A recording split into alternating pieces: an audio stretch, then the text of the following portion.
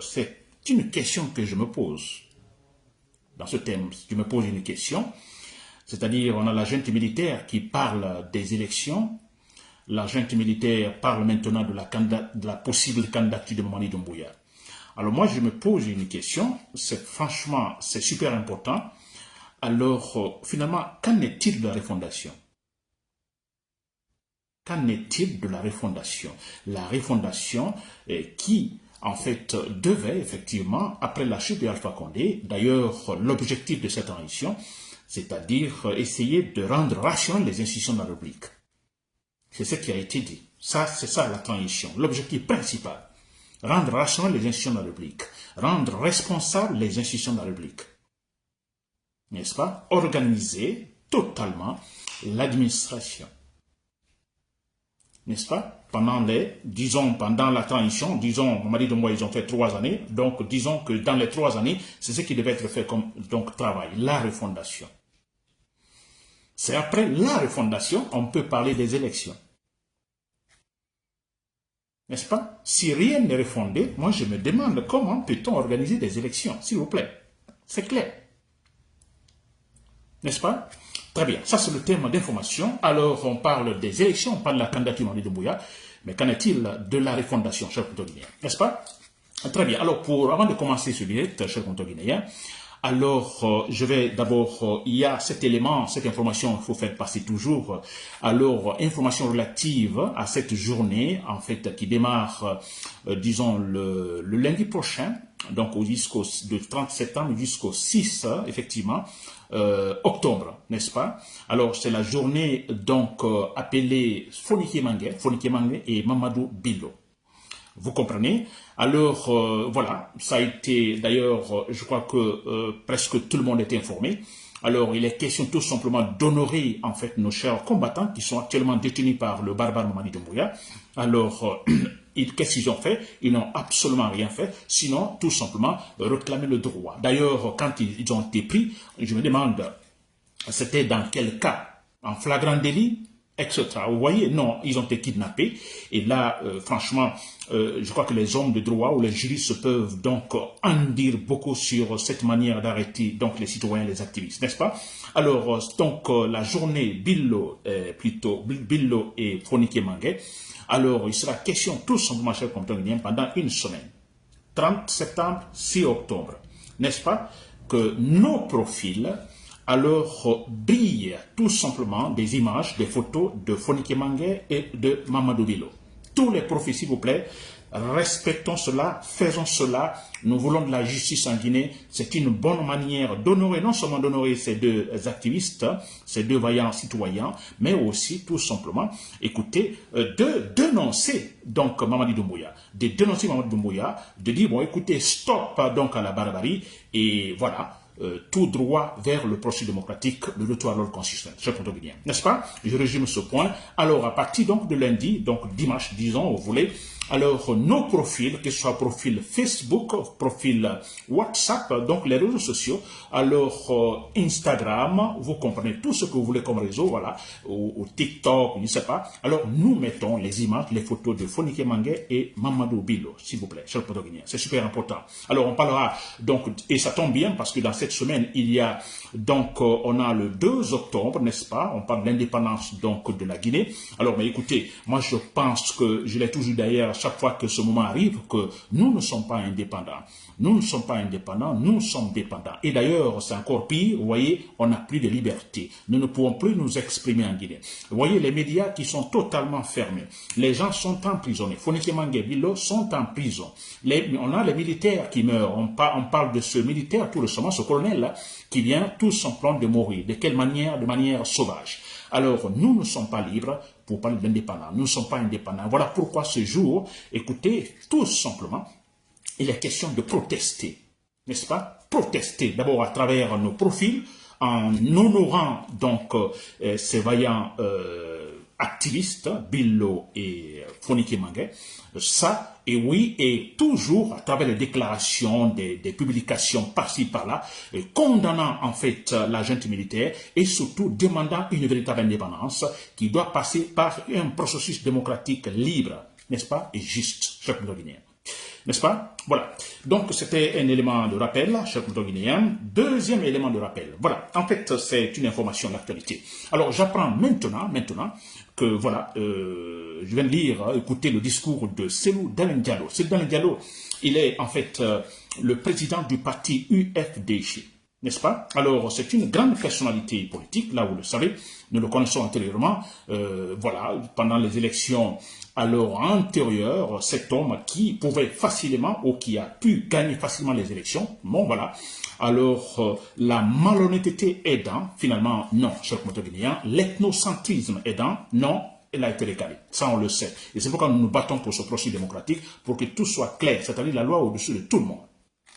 N'est-ce pas? Très bien. Alors, Cellou s'est prononcé.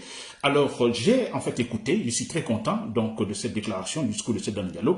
Il le fallait, je disais, mais alors il doit dire quelque chose, si vous vous rappelez bien, dans un de mes directs, je l'avais dit, mais écoutez, si vous ne parlez pas, alors vous donnez le champ libre à Mamadi Doumbouya. Je parlais de Sidya Touré, Cellou Dalein Diallo et d'autres opposants, n'est-ce pas? Vous devez parler, vous devez dénoncer, vous devez répondre tic au tac, donc aux provocations, donc aux actions irrationnelles donc de la junte militaire. Vous devez parler. D'accord, vous ne rentrez pas au pays parce que moi je comprends Cellou Dalein Diallo, s'il ne doit pas rentrer, mais c'est vrai, on a affaire aux barbares. Vous voyez comment les gens disparaissent. Donc Cellou, c'est beaucoup mieux à l'extérieur. Voilà, il menait un combat rationnel. Vous vous rappelez, alors pendant la Deuxième Guerre mondiale, général de Gaulle, qui était exilé, disons en Angleterre, à Londres, de là-bas, il a pu organiser effectivement de véritables guérillas en France, à Paris, partout, pour lutter contre l'envahisseur, donc, disons, allemand. C'était donc la troupe de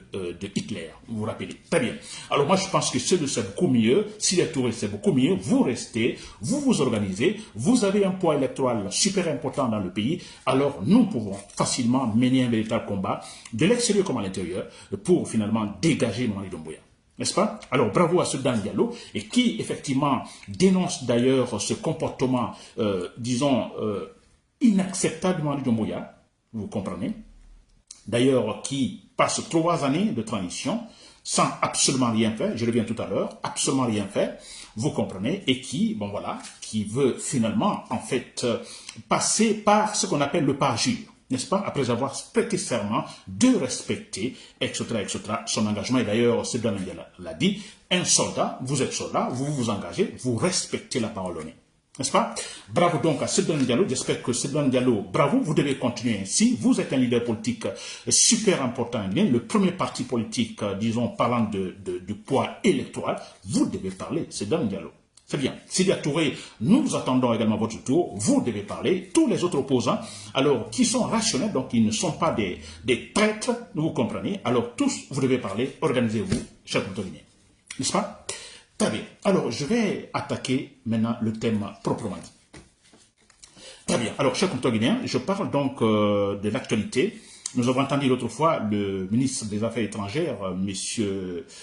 Kouyaté, Maurice Sanda Kouyaté. N'est-ce pas? Alors, c'est lui qui a donné l'annonce. Il dit, il était à l'extérieur, je ne sais pas en France, voilà, de toute façon pas en Guinée. Il était en fait en réunion avec les membres de cette association appelée la francophonie.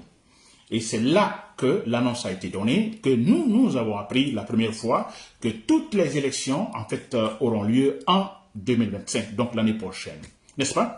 Alors, très bien. Et ça, c'est bizarre. Alors, j'ai dit l'autre fois, j'ai déjà fait un direct sur cela, que bon, écoutez, c'était du mensonge, c'est impossible ce qu'il est en train de dire, parce que, d'abord, alors, la communication est si importante, n'est-ce pas? La décision dans cette communication, c'est-à-dire les élections, toutes les élections, disons, l'année prochaine.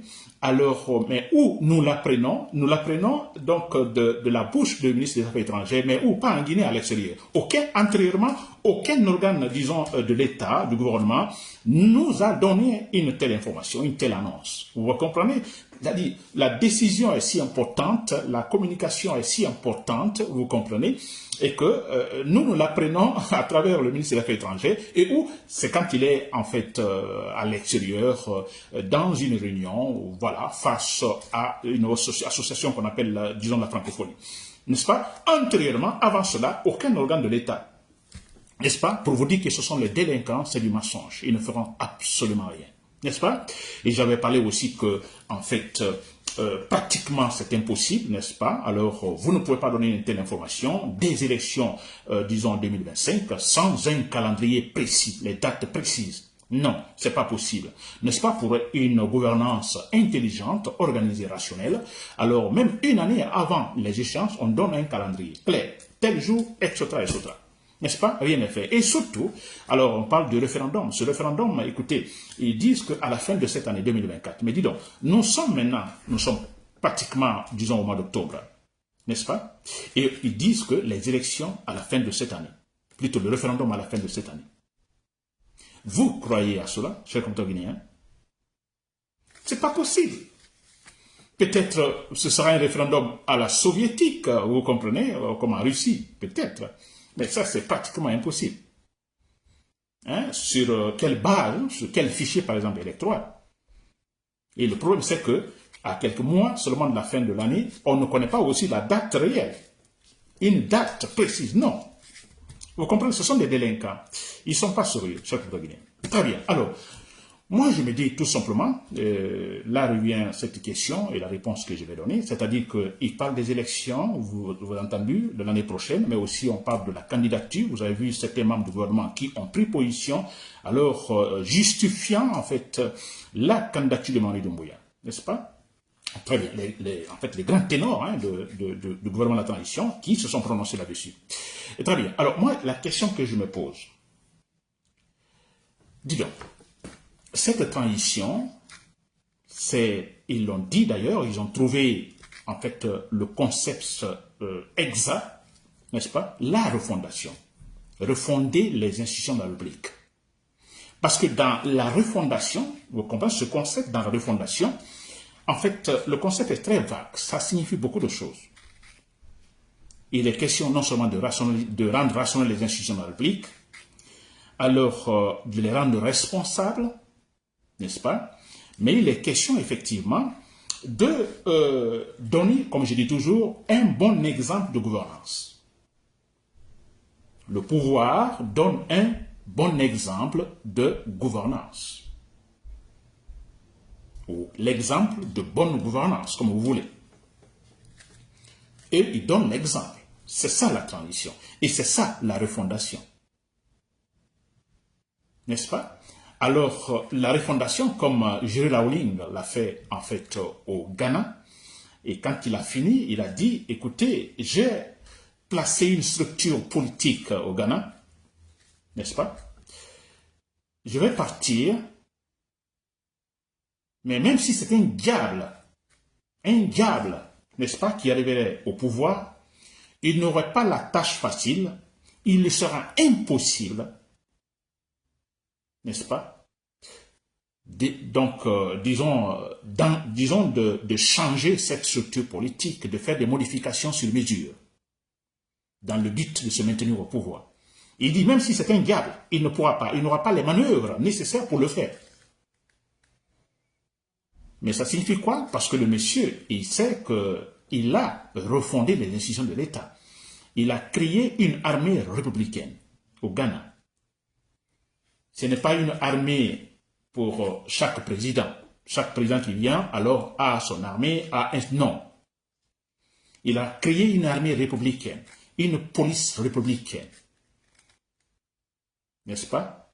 Alors, responsable. Vous avez vu au Ghana, après Jerry Rawlings, il y a eu, en fait, succession. Il y a encore maintenant des anciens présidents au Ghana.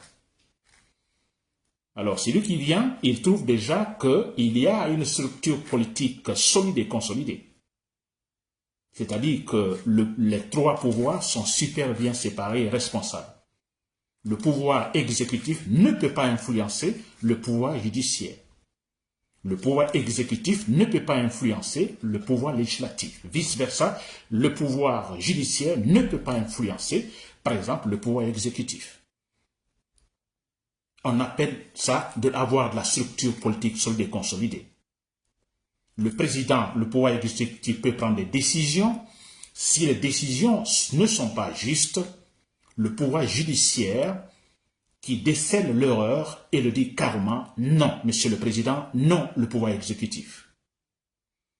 et au niveau de l'Assemblée législative, les députés sont libres. Ils voteront ce qui, effectivement, il faut voter, sans pression aucune de la part d'autres, disons, pouvoirs, soit judiciaire ou exécutif.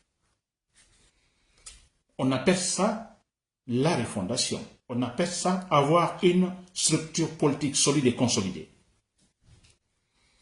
Et quand Jerry Rawlings a terminé, il y a eu des élections. Personne ne peut tricher, s'il vous plaît. L'organe chargé d'organiser les élections, c'est déjà défini, clairement défini dans la structure politique, dans la constitution. Personne ne changera. Aucun président ne viendra pour dire, bon, écoutez, je vais changer, je fais une chose sur mesure. Non, ça est là, définitivement. N'est-ce pas? Voilà. Et après ça, il y a eu des élections. Il n'y a aucun problème. Tout est clair.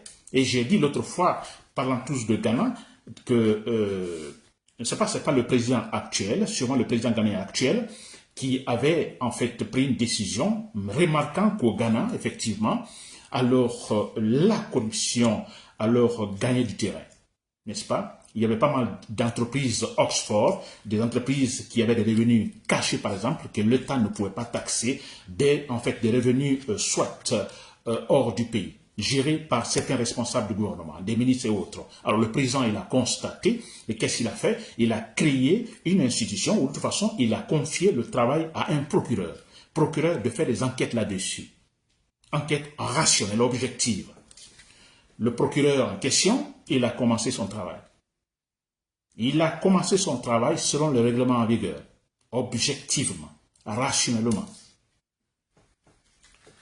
Le travail est si bien fait de la part du procureur que finalement, il est arrivé effectivement à coincer certains proches du président. Le président qui a mandaté ce procureur, qui a nommé ce procureur, le mandaté de faire des enquêtes. Il a touché certains proches du président. Et quelque part, le président qui se voyait gêné, coincé, parce que ces hommes sont en fait impliqués. Alors, il a tenté, ce président, vous comprenez, en essayant, disons, de stopper, vous comprenez, le travail, de stopper, de toute façon, de limiter le travail du procureur, le travail d'enquête du procureur. Et pour vous dire que là-bas, la structure politique est solide et consolidée, les pouvoirs sont séparés, le procureur a dit « niet ». Il a dit « non, monsieur le président, vous m'aviez confié un travail, je fais comme ça se doit, rationnellement. Et si vous voulez m'empêcher, alors je démissionne. » Il a dit carrément publiquement sur les chaînes ghanéennes, télévision ghanéenne. Si c'est comme ça, je démissionne. Je dois faire mon travail. Voilà, je donne cet exemple pour vous dire, quand on a une structure politique solide et consolidée, alors les juges n'ont pas peur, les procureurs n'ont pas peur. Ils ne perdront pas leur poste si, par exemple, ils arrivent à déjouer, en fait, disons, un complot du président, une magouille du président, une corruption du président. Ils n'ont pas peur. Ils peuvent dénoncer et puis continuer à faire leur travail.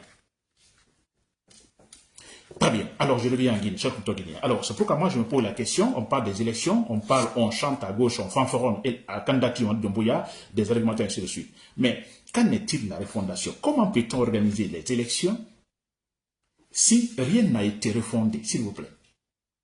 Rien n'a été refondé. L'objectif de la transition n'a pas été atteint. Comment peut-on organiser des élections? C'est bien de faire des élections, c'est bien d'aller des élections, mais effectivement, c'est cela. C'est la clôture à la fin de la transition. Ça a été dit c'est mentionné dans la charte de la transition. À la fin de la transition, en fait, les élections doivent en fait clôturer la fin de la transition. Mais si cette transition n'a pas fait son travail, cette transition, les gens qui en fait mènent cette transition ont méconnu le contenu de la charte de la transition, et bien voilà, rien n'est refondé. Et comment peut-on organiser des élections? Des élections à la soviétique? Rien n'a été refondé. Regardez ce qui a été fait. Si on doit aller comme ça aux élections, regarde ce qui va se passer. D'abord, Mamadi Doumbouya, qu'est-ce qu'ils ont fait? Ils ont interdit totalement les activités politiques. Les opposants ne peuvent pas parler, les partis politiques ne peuvent pas parler. Pas de manifestation. Les activistes sont arrêtés. Les médias ne doivent pas parler de la politique. N'est-ce pas? Donc on cherche les protagonistes. Mais c'est vrai, puisque quand on parle des élections démocratiques, c'est en fait, il y a la multiplicité des partis politiques. Il y a la concurrence, chaque parti bat campagne, et puis effectivement en faisant prévaloir en fait son programme politique. Cette concurrence-là. Mamadi Doumbouya, qu'est-ce qu'il a fait? Ils ont tué la concurrence. Alors, élection face à qui? Face à qui? On parle de candidature Mamadi Doumbouya, élection et ainsi de suite. Et Mamadi Doumbouya, face à qui? Si pendant les 3 années, vous avez tout simplement maltraité les partis politiques, vous avez tout refusé. Alors, et surtout dans la charte de la Constitution, il est question d'une transition et qui, en fait, ne peut pas prendre des décisions unilatérales. Mais si vous avez remarqué pendant les 3 années, des décisions, la charte de la junte militaire a pris seulement des décisions unilatérales. Elle seule a décidé. Elle seule a décidé. Alors, vous remarquez, d'abord, on a le gouvernement, la transition, donc c'est des gens qui sont, en fait, qui sont là pour Mamadi Doumbouya. Alors, si vous regardez la fonction publique, Mamadi Doumbouya, il a placé ses hommes partout, n'est-ce pas? Qui ne vont jamais, jamais le désobéir. Dans l'armée, on ne parle pas de l'armée républicaine, ni police républicaine, rien. Alors, ce sont ces hommes qui sont là, partout. Alors, nous prenons, par exemple, en fait, concernant les circonscriptions, par exemple, régionales et ainsi de suite. Alors, vous prenez les préfectures, vous prenez les régions, vous prenez, en fait, les communes, etc., etc., qui sont là, n'est-ce pas? Mamadi Doumbouya a placé ces hommes partout. Hein, les gouverneurs, les préfets, je ne sais pas quoi, tous ce sont les hommes de Mamadi Doumbouya. Alors, les maires, voilà, leur mandat étant en tant que terminé, alors on a vu ce qui s'est passé. Alors, ils ont créé une situation extraordinaire. Alors, normalement, en principe, quand le mandat est terminé et que nous sommes dans la transition, les maires restent à leur niveau jusqu'aux prochaines élections. Mais non, Mamadi Doumbouya a enlevé ses maires, alors donc le mandat est terminé, mais les a enlevés en mettant ces hommes, qu'ils appellent les délégués, en fait, du gouvernement. Ces gens-là, c'est pour travailler pour Mamadi Doumbouya. Ils ne vont jamais le désobéir. Vous comprenez? Voilà l'état actuel de la Guinée. C'est cela. Et rien n'a été donc refondé. Et vous voulez faire partir aux élections avec ça. Mais c'est ridicule. Ce n'est pas possible. Jamais. N'est-ce pas? Ce n'est pas possible. Très bien. Alors, comme ce n'est pas possible parce que rien n'a été refondé, on n'a pas une structure politique. Il faut avoir une structure politique solide et consolidée. Alors, disons, les 3 pouvoirs responsables, totalement séparés.